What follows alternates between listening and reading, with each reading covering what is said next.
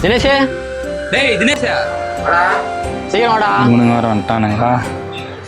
டேய், காலையிலே இட்லி கறி குழம்பு சாப்பிட்டு ஃபேமிலியோட பட்டிமன்றம் பார்த்துட்டு இருக்கேன்டா. எங்கடா கேங்கா கிளம்பிட்டீங்க? டேய் தினேஷ், விளையாடுறியா? டேய், நம்ம குரூப்லாம் போட்டுருந்தோம்ல. டேய், நம்ம சுதந்திர தினம் அன்னைக்கு நம்ம ஒற்றுமை நிலைநாட்டணும்னு சொல்லிட்டு ஊர்வலம் போகணும்னு சொல்லி பிளான் பண்ணியிருந்தோமே, வந்துட்டியா? சரி, கிளம்பி வா. டேய், ஆஃபீஸ்ல லீவ் கிடைக்கிறது எவ்வளோ பெரிய விஷயம் தெரியுமாடா? இன்னைக்கு நான் ஃபேமிலியோட சுதந்திரமா என்ஜாய் பண்ணின்னு இருக்கேன்.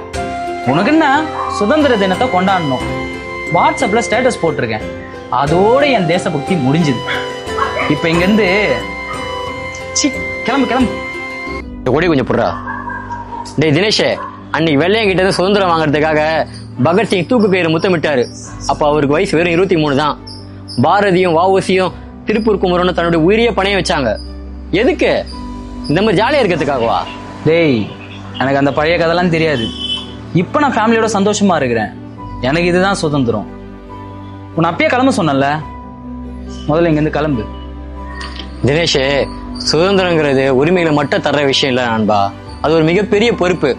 மற்றவங்களை மதிக்கிறது, லஞ்சம் வாங்காம இருக்கிறது, ஜாதி மத பேதம் இல்லாம ஒருத்தருக்கு ஒருத்தர் அன்பா பழகிறது, இதெல்லாம் தான் நம்ம ரத்த சிந்திய தியாகிகளுக்கு நம்ம கொடுக்கிற மிகப்பெரிய மரியாதை. இந்த நாட்டை ஏதோ ஒரு அரசு தான் மாத்தணும்னு காத்துக்கிட்டு இருக்க வேண்டாம். மாற்றம் நம்ம கிட்ட இருந்தே தொடங்கலாம். நம்ம எல்லாருமே நேர்மையா வாழ்ந்தா இந்த தேசம் ஒவ்வொரு நாளையும் சுதந்திர தினமா கொண்டாடும்.